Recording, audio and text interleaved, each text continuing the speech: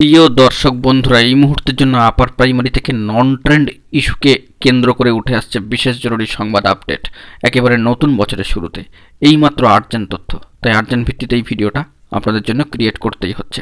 ভিডিওটিকে শেষ পর্যন্ত ওয়াচ করবেন, কোনোভাবে স্কিপ করবেন না। চ্যানেলটিকে সাবস্ক্রাইব করে সঙ্গে থাকবেন। চলুন কথাবার্তা না বাড়িয়ে আমরা মূল টপিকে ফোকাস করি। বন্ধুরা, আরও একবার আপার প্রাইমারি থেকে বছর শুরুতেই নন ট্রেন্ড ইস্যু নিয়ে উঠে আসছে বিশেষ সংবাদ।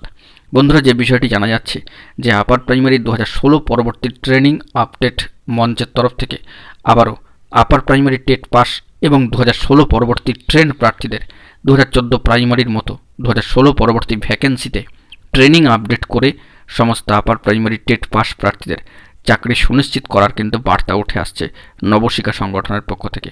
আপার প্রাইমারি 2016 পরবর্তী ট্রেনিং আপডেট মঞ্চের তরফ থেকে এই বার্তা যে আপার প্রাইমারি টেট পাস ও 2016 পরবর্তী ট্রেন্ড প্রার্থীদের 2014 প্রাইমারির মতো 2016 পরবর্তী ভ্যাকেন্সিতে ট্রেনিং আপডেট করে সমস্ত আপার প্রাইমারি টেট পাসদের চাকরি সুনিশ্চিতকরণ করতে হবে, এই মর্মে নবশিক্ষা সংগঠনের পক্ষ থেকে এবং তাদের প্রার্থীরা কিন্তু বার্তা দিচ্ছেন একেবারে অবস্থান ধর্ণা মঞ্চ থেকে।